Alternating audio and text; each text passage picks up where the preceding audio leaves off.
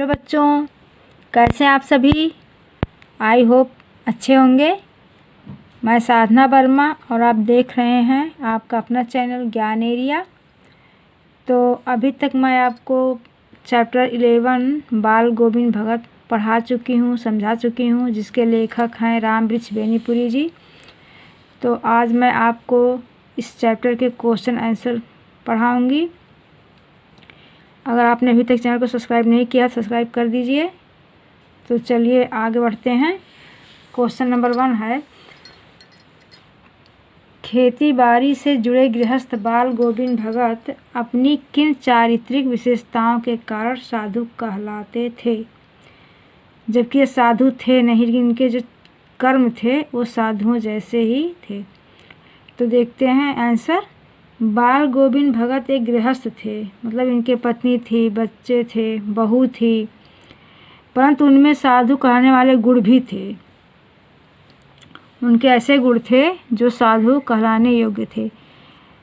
जिसमें नंबर 1 है, कबीर के आदर्शों पर चलते थे, उन्हीं के गीत गाते थे, कभी झूठ नहीं बोलते थे, खरा व्यवहार रखते थे, मतलब जो भी था वो सही बात बोलते थे, कोई भी बात मुंह पे ही बोलते थे, पीठ पीछे नहीं।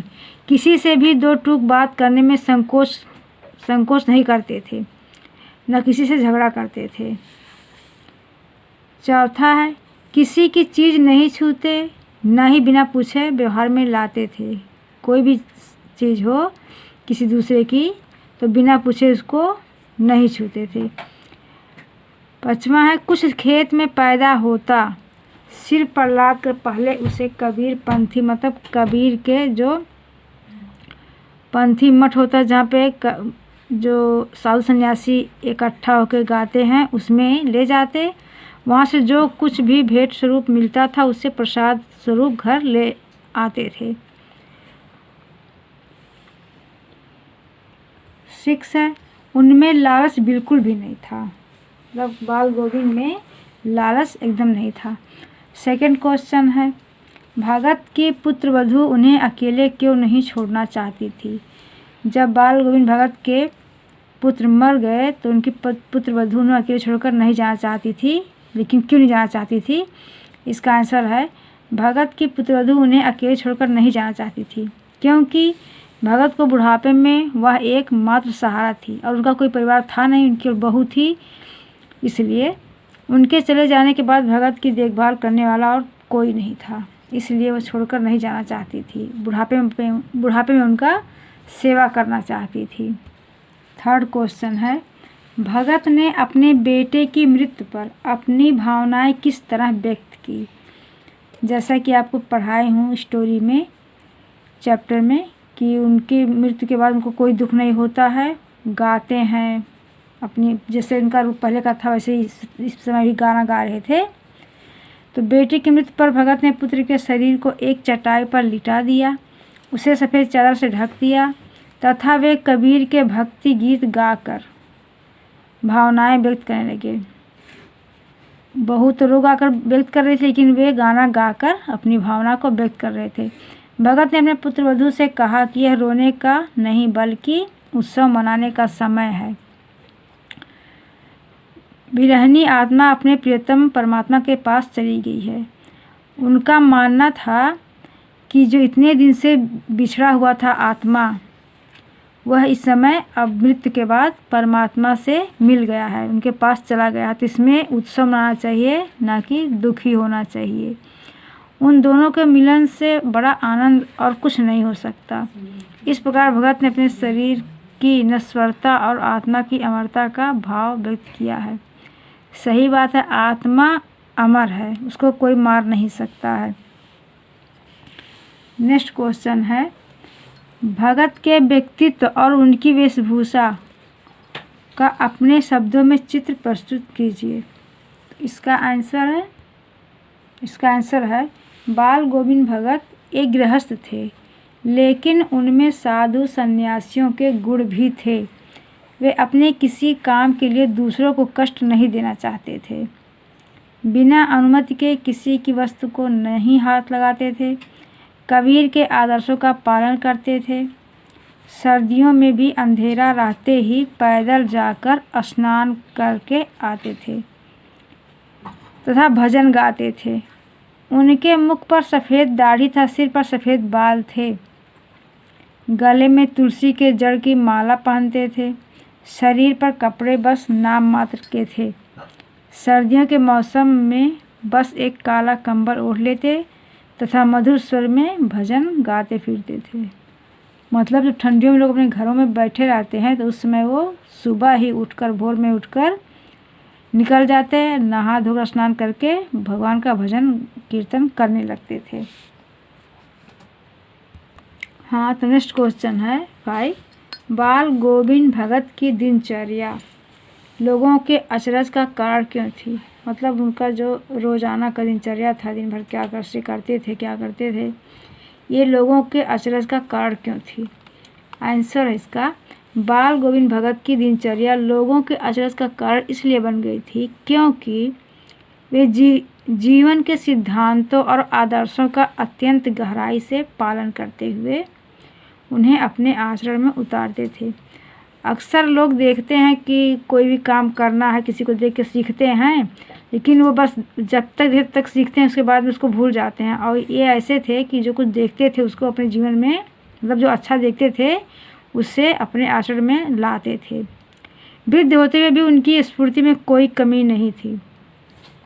सर्दी के मौसम में भी भरे बादलों वाले भादों की आधी रात में भी वे भोर में सबसे पहले उठकर गांव से 2 मील दूर स्थित गंगा स्नान करने जाते थे।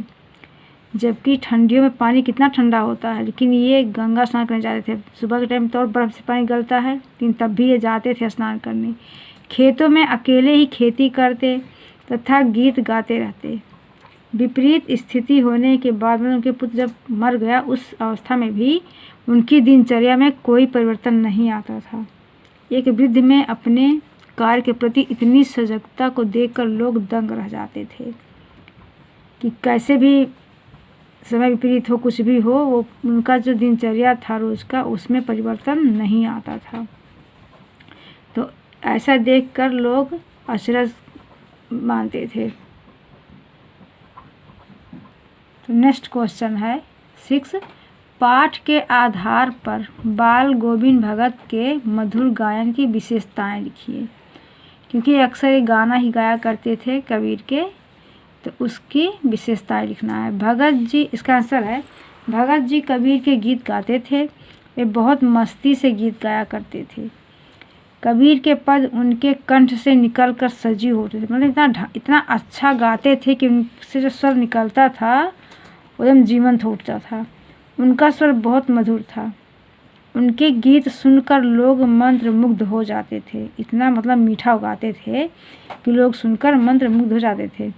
औरतें उस गीत को गुनगुनाने लगती थी।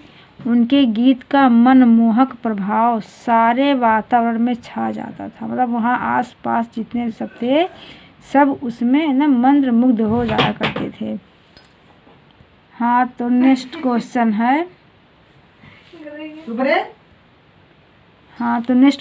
है 7।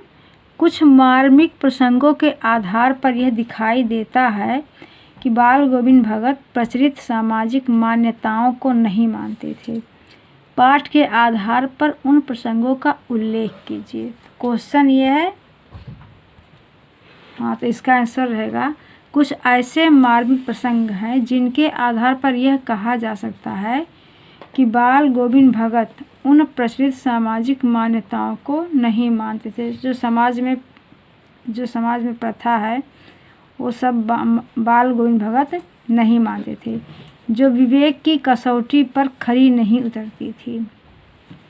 तो इसमें उनके उदाहरण स्वरूप दिए गए हैं, कुछ देखते हैं। नंबर 1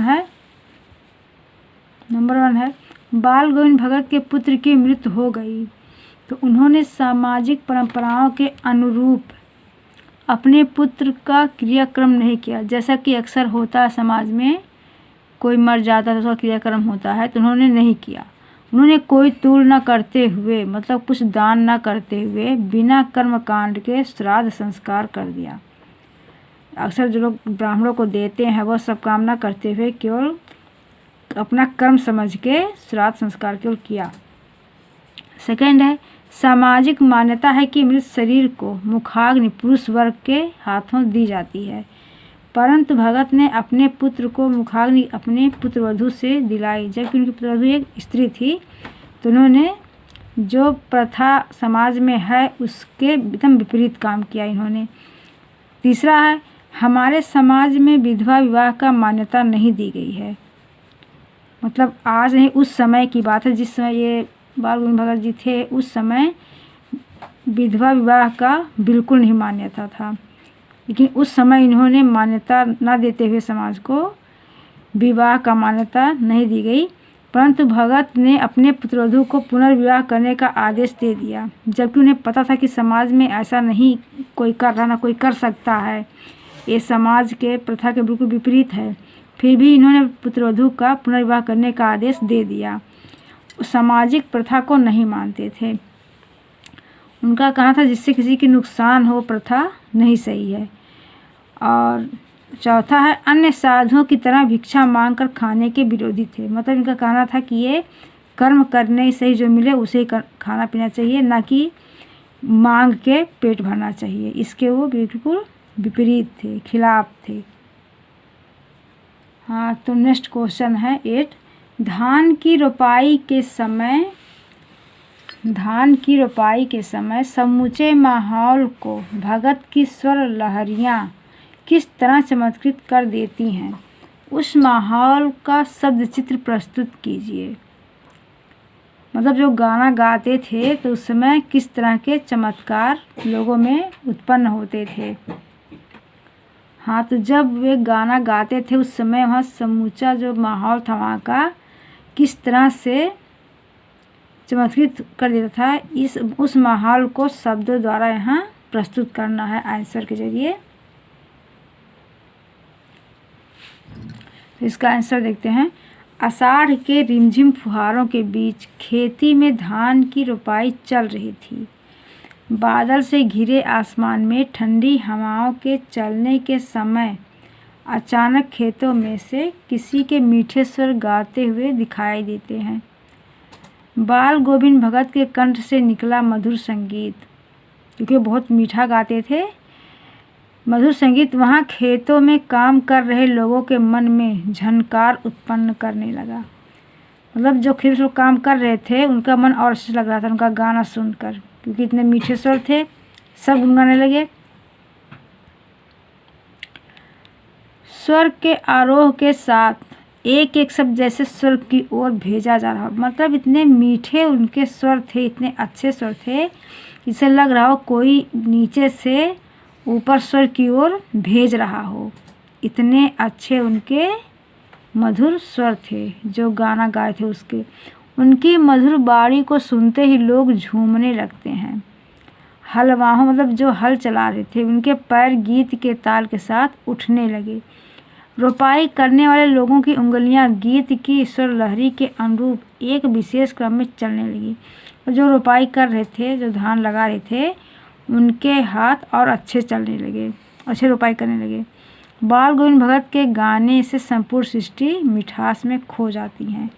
मतलब वहाँ का जो आसपास का माहौल है, खेत में सब काम कर रहे हैं, वहाँ का जो माहौल है पूरा लगता है कि गाना सुन के उसी में खो गए और कुछ ना याद रह के उनको केवल वही गाना सुनाई दे रहा है। अपने रोपाई में सब एकदम मस्त हो गए हैं, मंत्र मुग्ध हो गए हैं, ऐसा लग रहा है।